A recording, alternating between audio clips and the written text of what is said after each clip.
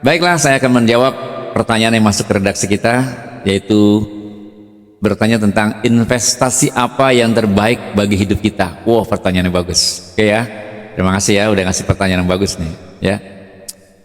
Jadi investasi yang terbaik bagi kita ya dalam kehidupan ini adalah, contoh dulu ya, satu contoh dulu ya, kita dasari dengan contoh. Saat orang malas merawat tubuhnya, padahal itu investasi yang sangat berharga ya. Jika badan sehat, peralatan tubuh kita juga sehat ya, otak sehat, maka jiwa akan merasa berada di tempat yang bersih dan nyaman. Jadi haruslah seimbang. Ketika tubuh selalu dirawat ya, orang seringkali skincarean ya, merawat tubuh jadi tujuan utama, bahkan sangat menjadi apa ya, dominan ya, dibelain apapun buat merawat tubuh. Tapi untuk merawat hatinya, khususnya jiwanya, dia tidak pernah pikirkan ya, asupan jiwa tidak dipikirkan, asupan tubuh nutrisinya dipikirkan, harus ini ya, harus ada gizinya, harus baik untuk perkembangan tubuh kita.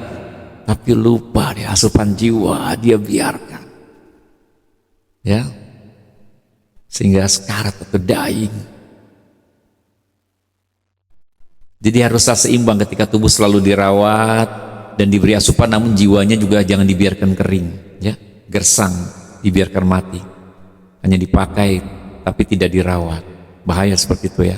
Hidup kita ingin bahagia adalah keinginan jiwa tuh, yang efeknya tubuh kita ikut sehat dan senang.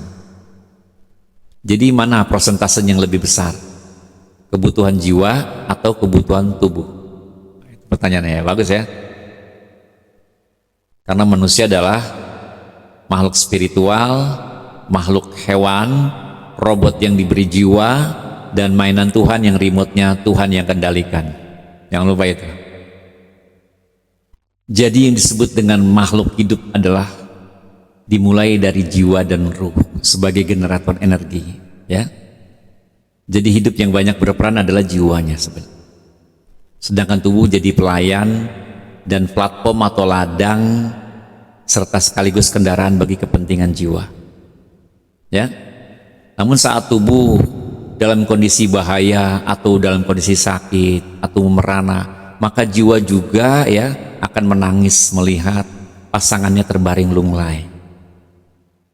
Sebaliknya saat jiwa dirampas hak bahagianya karena sesuatu hal, maka jiwa akan menangis dan tubuh pun berkabung.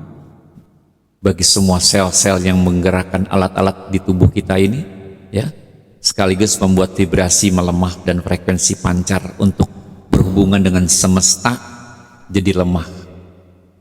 Karena charge yang terbesar kita adalah alam semesta atau universe. Kita adalah mainan Tuhan untuk kesenangan Tuhan. Makanya bersyukur jadi pilihan Tuhan untuk keberlimpahan ataupun kaya. Tampan, cantik, kuat, sehat, panjang umur, bahagia ya. Yang rugi itu yang sebaliknya. Kenapa kita disuruh menerima atau pasrah dan tabah serta sabar? Karena kalaupun kita berteriak sekuat apapun ya, kalau kita sudah dinobatkan jadi aktor atau pelaku kesulitan, maka tetap saja itu akan berlangsung dimainkan perannya, yang dapat meruntuhkan jiwa jadi stres dan depresi, serta bisa berakhir bunuh diri bahkan ya. Namun ketika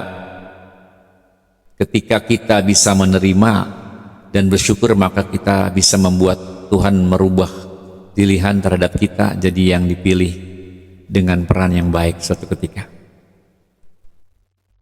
Upaya apapun baik ya sebenarnya, suatu ikhtiar apapun sebenarnya bertujuan untuk membuat pilihan baru bagi Tuhan agar bisa dirubah jadi yang bukan buruk alias jadi baik. Karena takdir kan sudah tertulis sebagai data awal atau data dasar standar atau DNA kita masing-masing. Namun jangan lupa data pun bisa di-upgrade ya. Data bisa di-upgrade, itulah disebut dengan ikhtiar. Kita yang sering mengatur Tuhan seolah-olah Tuhan adalah pelayan dan pesuruh kita.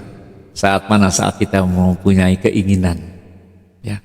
Tuhan bekerja bukan pada keinginan kita, tetapi pada kebutuhan kita. Itu ingat. pada kebutuhan kita. Jadi kalau Anda berdoa, ya Allah saya ingin ini, saya ingin ini, saya ingin ini, saya ingin ini, saya ingin ini, Anda berorientate ya pikiran Anda, imajinasi Anda dalam ruang keinginan.